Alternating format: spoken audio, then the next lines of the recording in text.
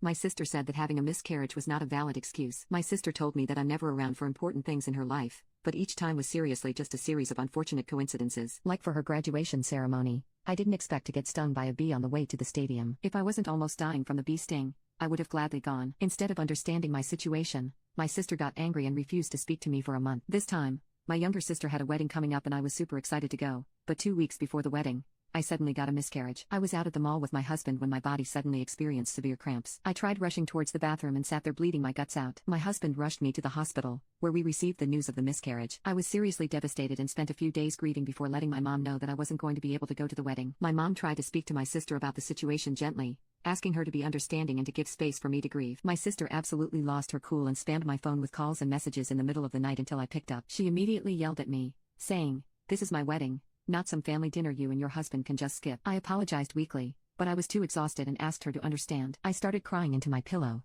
feeling like a disappointment. I cuddled up to my husband and played the call on loudspeaker. She proceeded to reject my apology with "No, of course I don't understand. Your miscarriage has nothing to do with my wedding." Out of spite, she added, "It's not like you gave birth and have a newborn you gotta stay home for. You can always make more, but I will only have this wedding once." She continued ranting until my husband got fed up and jumped in, calling her insensitive and emphasizing that I was grieving. My sister told him to stay out of it, and he completely lost his temper, telling her buzz off in a harsher way before hanging up. My husband turned my phone off and cuddled me, stroking my hair until I fell asleep. The following morning, my mom called to check on me because apparently, my sister's fiancé heard about the conversation and wanted to uninvite us all of a sudden. I explained what happened and said that it would be fine if we were uninvited because I wasn't planning on going. My mom sighed, tired of playing the middleman, and told me that she would take care of things with my sister. Later that day, my sister texted me saying that I was a coward for hiding behind mom. She told me that the least I could do was stop by for an hour or two instead of completely canceling on her, just like I did for her graduation ceremony. She sent a long, sad message about how she showed up to my wedding,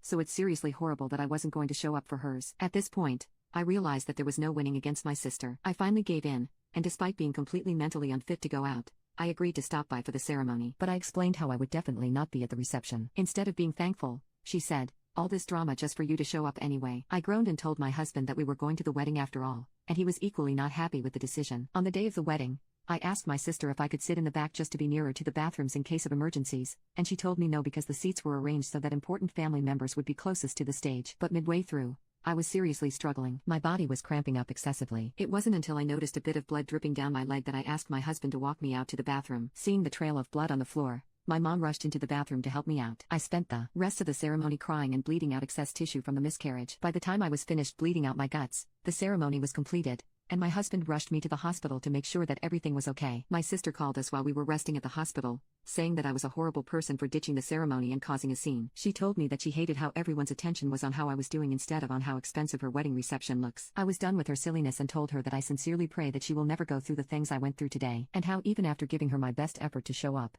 if she fails to appreciate anything I do, that's her problem and not mine any longer. I blocked her number to finally get some peace until I fully recovered and finished grieving.